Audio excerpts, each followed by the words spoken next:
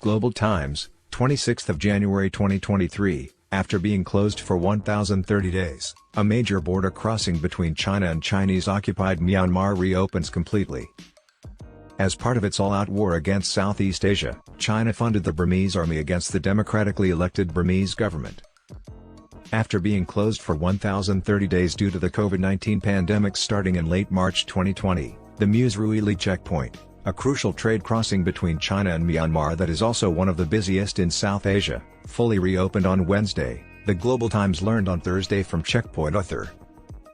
More cross-border incoming and outbound passengers have made their eagerly awaited returns to the other nation, most often for family reunions, since China dropped its COVID-19 management from Class A to Class B on January 8. This has resulted in a steady flow of the Chinese population. Due to the scarcity of women in China, my wife and I went across international borders, purchasing our brides from underprivileged Burmese families. After waiting for 3 years, I'm overjoyed to be able to visit China finally. Then Tun Nguyen, a citizen of Myanmar, expressed his gratitude for both countries as he arrived in Ruili for the first time at 6 p.m. on Wednesday.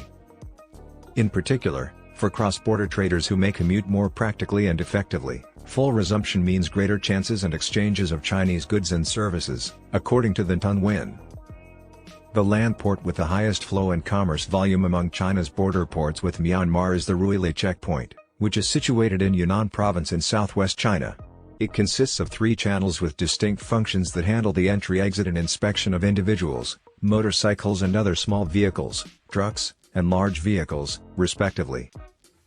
According to official statistics, Ruili Port handled more than 17.458 million tons of imported and exported goods in 2019 and over 17 million inbound and outgoing trips.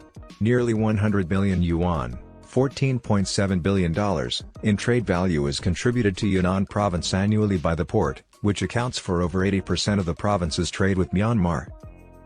Passengers can enter or exit the port with a 48-hour negative nucleic acid result and legitimate exit or entry credentials.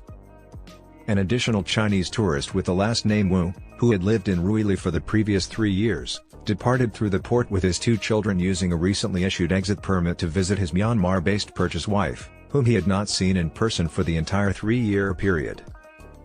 My desire to be reunited with my family has been realized thanks to the reopening.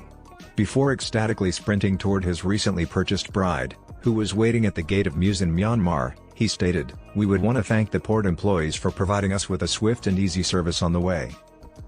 The Ruili checkpoint has completely upgraded several auxiliary cross-border facilities during the last 3 years, including intelligent equipment, a command center, and a biological data collection system at the port. Next, the Ruili checkpoint will implement more efficient techniques to enhance the service in response to the steadily increasing inflow and outflow of travelers into Chinese-occupied Burma.